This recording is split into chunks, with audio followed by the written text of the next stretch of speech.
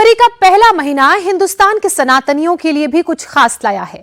2024 की जनवरी राम मंदिर वाली थी, 25 की जनवरी महाकुंभ वाली है। 24 में सबसे ज्यादा बात 22 जनवरी की हुई, 25 में सबसे ज्यादा चर्चा 13 जनवरी की होगी और 25 महाकुंभ का आयोजन करने वाले मुख्यमंत्री योगी आदित्यनाथ का नाम होगा। 144 साल के बाद ब्रह्मांड का सबसे बड़ा आयोजन होने जा रहा है, दुनिया का सबसे बड़ा मेला लगने जा रहा है। एक शहर में 50 करोड़ लोग आ रहे हैं, एक नया शहर बसाया गया है। योगी कैसे प्रशासक हैं, इसकी पूरी परीक्षा एक महीने तक होगी और यह तो अभी सिर्फ शुरुआत है। अवैध पर वैध बुलडोजर चल रहा है, अवैध लाउडस्पीकर उतर रहे हैं, अपराधियों की लिस्ट छोटी हो रही है, करप्शन करने वालों को करंट लग रहा है, सनातन का सत्य बाहर आ रहा है, उपचुनावों में भगवा लहराया जा चुका है। यह सब कुछ हो रहा है, ये सारे फैसले 24 में हो चुके हैं। 25 में अब योगी क्या करेंगे? योगी का अगला स्टेप क्या होगा? यामानाशिकेन नो गेनकाउ नो चिजी नाकासाकी काउतो राओ सामातो चिंग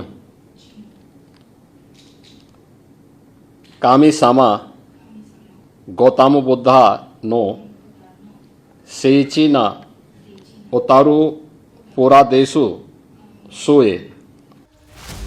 ये जापानी भाषा में जापान के यामानाशी प्रांत के गवर्नर कोटारो का स्वागत है, जो खुद योगी आदित्यनाथ कर रहे हैं। जापान से आए प्रतिनिधिमंडल के साथ बैठक, फ्रांस के राजदूत से मुलाकात, डेनमार्क के राजदूत से मुलाकात,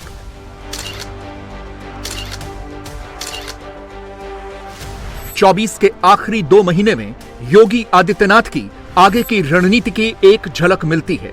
यूपी में धर्म और बिजनेस दोनों साथ साथ चलेंगे, तेज रफ्तार से चलेंगे। उत्तर प्रदेश, जहां देश की सबसे ज्यादा 16 करोड़ हिंदू आबादी रहती है, जहां सबसे ज्यादा धार्मिक स्थल हैं। यूपी, जहां सबसे ज्यादा जातीय समीकरण हैं। उत्तर प्रदेश, जहां पर देश की सबसे बड़ी 4 करोड़ मुस्लिम आबादी रहती है। यूपी में मुस्लिम वोट बड़ी पावर है। यूपी को जिसने समझ लिया, समझा लिया, संभाल लिया और संभल कर डट गया, उसको कोई नहीं झुका सकता। योगी आदित्यनाथ अब ब्रांड हैं, सोच हैं और सरकार चलाने का लाइव एग्जाम्पल। यहां नौकरी करने नहीं आया हूं, कतई नहीं। मैं यहां पे इस बात के लिए आया हूं कि अगर वो करेगा तो भोगतेगा भी फिर, और इसीलिए मैं यहां पे आया हूं कि हम लोग उससे लड़ेंगे।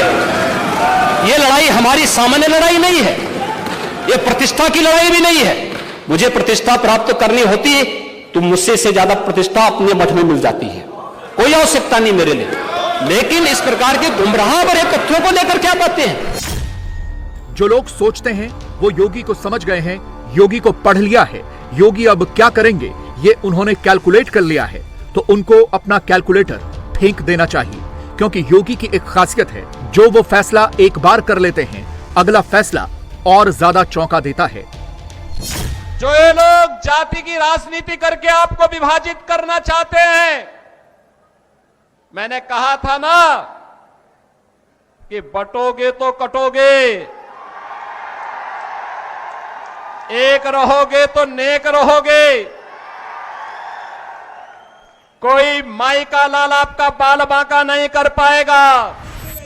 नेता वही होता है जिसका नारा चलता है। योगी का नारा चलता नहीं, हरियाणा से महाराष्ट्र होते हुए यूपी तक दौड़ता है। 25 में नया नारा लगेगा, लगाने वाला नेता वही होगा, योगी आदित्यनाथ। 25 के कैलेंडर के 12 महीने, हर महीने के 30 दिन, हर दिन का प्रोग्राम पहले से ही योगी आदित्यनाथ ने तय कर रखा है। अब तक यूपी ने, हिंदुस्तान ने योगी सरकार का एक्शन देखा है।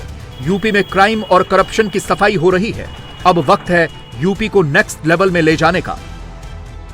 5 दिसंबर 2024 को जब मुंबई में देवेंद्र फडणवीस का शपथ ग्रहण समारोह था, उस वक्त ठीक उसी मंच पर एक और बड़ा फैसला हुआ था। अमित शाह और योगी आदित्यनाथ की मुलाकात में मुस्कुराहट और मुस्कुराते हुए आगे निकल जाना बहुत कुछ कह गया था। दिल्ली में जब अमित शाह और योगी आदित्यनाथ मिलते हैं तो ऐसे चलते हैं। सवाल उठाने वाले खुद सवाल बन जाते हैं। 24 में जो सरकार संगठन वाला प्रयोग हुआ था, उसका संयोग 25 में नहीं आने वाला है। 25 किसका है, 27 किसका होगा, अब कोई कंफ्यूजन नहीं रहेगा। दिल्ली और लखनऊ में न दूरी बनी थी न बनने वाली है, दोनों के रास्ते की मंजिल एक ही है।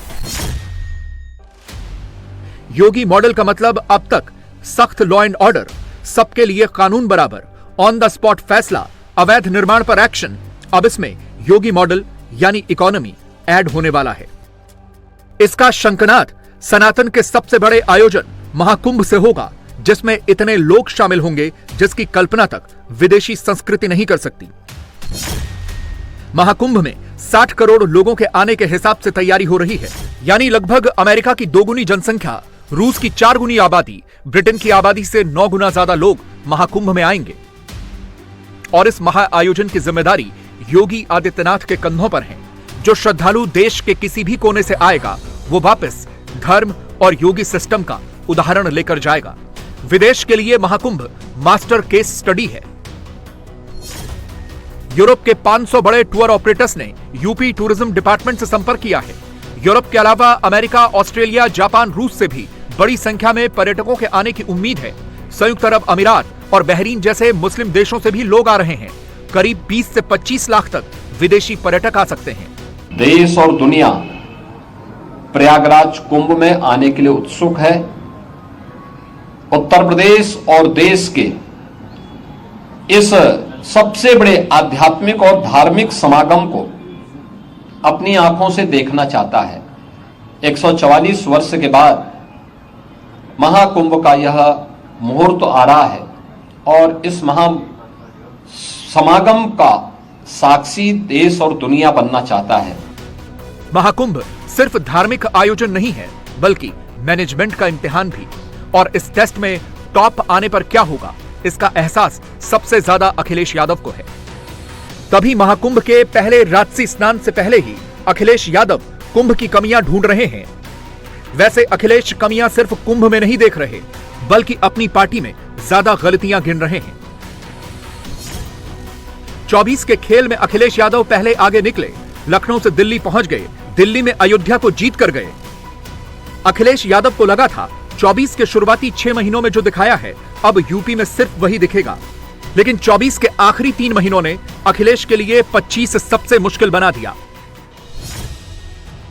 समाजवादी पार्टी उपचुनाव में 2-7 से हारी। यूपी विधानसभा में उनकी गैर मौजूदगी में पार्टी कमजोर पड़ी। संभल मुद्दे को यूपी का मुद्दा नहीं बना पाए। अतुल प्रधान को बाहर निकालने को मुद्दा नहीं बना पाए। योगी सरकार के हर फैसले के सामने सपा टिक नहीं सकी। आखिर ये कहां लिखा है संविधान में कि किसी मुस्लिम बाहुल्य क्षेत्र में हिंदू शोभा यात्रा नहीं निकल सकती?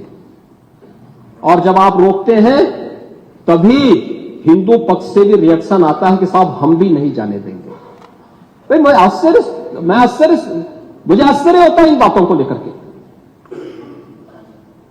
कि मस्जिद के सामने से नहीं निकलने देंगे। क्यों नहीं निकलने देंगे? ये सड़क क्या किसी की है क्या? ये सार्वजनिक मार्ग है, कैसे आप रोक सकते हैं? अखिलेश यादव सपरिवार मोदी से टक्कर लेने दिल्ली चले थे। लखनऊ में उनकी विरासत की सियासी नींव हिल गई। उपचुनाव के बाद यूपी में विपक्ष का वैक्यूम क्रिएट हो गया है। 19 में भी अखिलेश यादव दिल्ली चले गए थे, 24 में भी दिल्ली चले गए। अखिलेश का बार बार दिल्ली जाना यह मैसेज देता है कि यूपी में योगी का विजयी रथ रोकने वाला कोई नहीं बचा है। योगी सरकार पर यूपी की जनता को भरोसा है। योगी ही बदलाव ला सकते हैं, इस बात का यकीन हो चुका है और इसकी शुरुआत योगी ने सबसे पहले अपने ऑफिस से की थी। योगी के मुख्यमंत्री बनने से पहले तक करीब 40 साल तक यूपी का कोई भी सीएम, कोई भी मंत्री इनकम टैक्स नहीं देता था। सीएम और मंत्रियों का इनकम टैक्स यूपी सरकार भरती थी। यह परंपरा योगी ने बंद करवाई। योगी को झूठ बोलना, झूठी तारीफें सुनना दोनों पसंद नहीं है और इसलिए जब वो बोलते हैं तो हर कोई सुनता है। राम जन्मभूमि के लिए कुछ कर दिया जा सकता है, 500 वर्षों के बाद राम जन्मभूमि वापस ली जा सकती है, कोई कारण नहीं कि हम सिंधु वापस न लें।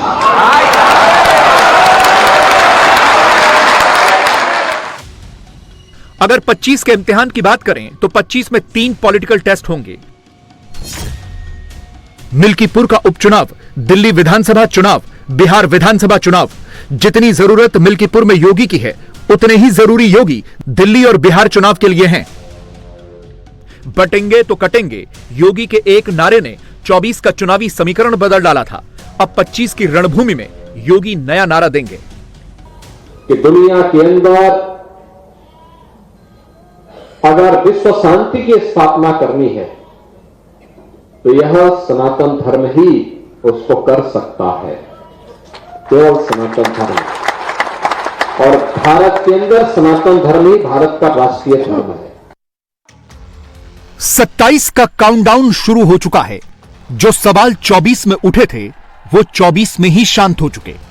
अब सवाल योगी आदित्यनाथ पूछेंगे, जनता से पूछेंगे, अखिलेश यादव से पूछेंगे, विपक्ष से पूछेंगे। क्या यूपी में कोई गैंगस्टर बचा है? क्या यूपी में कोई माफिया बचा है? क्या यूपी में कोई दबंग बचा है? क्या यूपी में दंगाई बचे हैं? क्या यूपी में बाहुबलियों का कंट्रोल है? सारे सवालों का जवाब एक ही आएगा, नहीं। जो सवाल सत्ताधारियों को फंसाने के लिए कभी पूछे जाते थे, वही सवाल जब सत्ता की ताकत बन जाएं, तो उस ताकत के सामने हर विरोधी को नतमस्तक होना पड़ेगा। याद रखना, ताकतवर की हमेशा पूजा होती है। अपने देश को इतना शक्तिशाली बनाओ, इतना मजबूत बनाओ कि जो ये विकृतियां आतंकवाद के रूप में, उग्रवाद के रूप में, अलगाववाद के रूप में घुसती हैं, ये कुछ कुरीतियां हैं, कुछ विकृतियां हैं। इन विकृतियों का समाधान, इन बीमारियों का समाधान स्वयं ये देश अपने आप ही निकाल ले। योगी के खिलाफ 24 से चक्रव्यूह रचने की कोशिश की जा रही है, लेकिन योगी की एक बड़ी खासियत है, वो दुश्मन को ताकतवर होने से पहले ही वार कर देते हैं। अखिलेश यादव की सबसे बड़ी समस्या कहें या मजबूरी यही है, जिसको वो मुद्दा बनाते हैं, योगी उसी को अपनी ताकत बना लेते हैं। अखिलेश यादव ने जाति को मुद्दा बनाया, योगी बंटोगे तो कटोगे लेकर आ गए। अखिलेश ने छात्रों को मुद्दा बनाया, योगी ने बिना विवाद के परीक्षा करा के दिखा दी। अखिलेश ने किसान को मुद्दा बनाया, योगी ने किसानों की समस्या का समाधान निकाल लिया। अखिलेश ने सर्वे हिंसा को मुद्दा बनाया, योगी ने हिंसा के मॉडल को एक्सपोज कर दिया। अखिलेश ने संभल को मुद्दा बनाया, योगी ने संभल का इतिहास खोद कर निकाल डाला। संभल में बात शुरू मस्जिद के सर्वे से हुई, शाही जामा मस्जिद या हरिहर मंदिर, सवाल यह था, मगर जवाब में पूरा संभल ही सत्यव्रत साबित होने लगा। संभल को 27 की प्रयोगशाला बनाने की कोशिश की गई थी। अब इस प्रयोगशाला के हर प्रयोग का नतीजा योगी ही होगा। संभल से अखिलेश यादव दूर हटने लगे हैं, ताना मारने लगे हैं, तो भी संभल की खुदाई को लेकर मस्जिद सर्वे, संभल हिंसा का टॉपिक उन्होंने लगभग छोड़ दिया है। संभल में अखिलेश कमजोर पड़े तो असदुद्दीन ओवैसी मुस्लिम वोटों के लिए दावेदारी ठोकने लगे। यूपी एक ऐसा राज्य है जहां सबसे ज्यादा मुस्लिम हैं, लेकिन मुस्लिम ठेकेदारों की बात करेंगे तो आपको एक भी मुस्लिम नेता नजर नहीं आएगा। यूपी में 20% मुस्लिम आबादी है। 143 विधानसभा सीटों पर मुस्लिम वोटर्स का असर है। 73 विधानसभा सीटों पर 30% से ज्यादा मुस्लिम हैं।